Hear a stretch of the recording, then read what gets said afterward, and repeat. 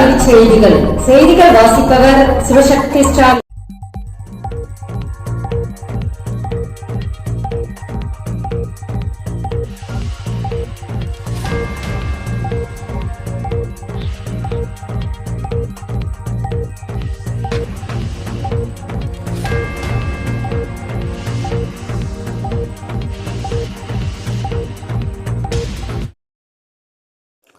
ஆறு முதல் 9 மற்றும் 11ஆம் வகுப்பு மாணவர்களுக்கான அரையாண்டு கால அட்டவணை வெளியிடப்பட்டுள்ளன.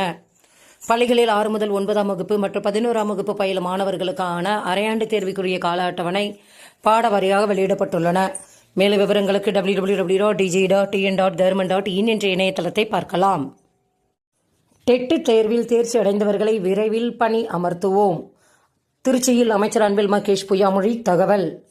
டெட் தேர்வில் தேர்ச்சி அடைந்தவர்களை விரைவில் பணி அமர்த்தப்படுவோர் என திருச்சியில் அமைச்சர் அன்பில் மகேஷ் பொய்யாமொழி தெரிவித்துள்ளார்.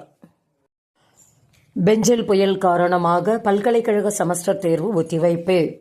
பெஞ்சல் புயல் காரணமாக விழுப்புரம், திண்டுக்கல் உட்பட பல்வேறு பகுதிகளில் அதிக கனமழை கொட்டி தீர்த்துள்ளது.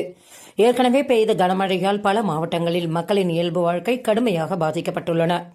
இதன் காரணமாக இன்று நடைபெற இருந்த செமஸ்டர் தேர்வு, சென்னை பல்கலைக்கழகத்தின் செமஸ்டர் தேர்வுகள் ஒத்திவைக்கப்பட்டுள்ளது. விரைவில் மறு தேதி அறிவிக்கப்படும் என பல்கலைக்கழக அதிகாரிகள் தெரிவித்துள்ளனர். டெட் பதவி உயர்வு தொடர்பான உச்சநீதிமன்ற வழக்கு எதிர்பார்ப்பில் பணியில் உள்ள ஆசிரியர்கள். 2/6/2023 அன்று வெளிவந்த டெட் தொடர்பான சென்னை உயர்நீதிமன்ற தீர்ப்பு மேல்முறையீட்டுக்காக தற்போது உச்சநீதிமன்றத்தில் இருந்து வருகிறது. உள்ளபடியே பல்வேறு வகைகளில் இந்த வழக்கின் முடிவை ஆசிரியர்களும் தமிழக அரசும் எதிர்பார்த்து காத்துக் கொண்டிருக்கின்றன.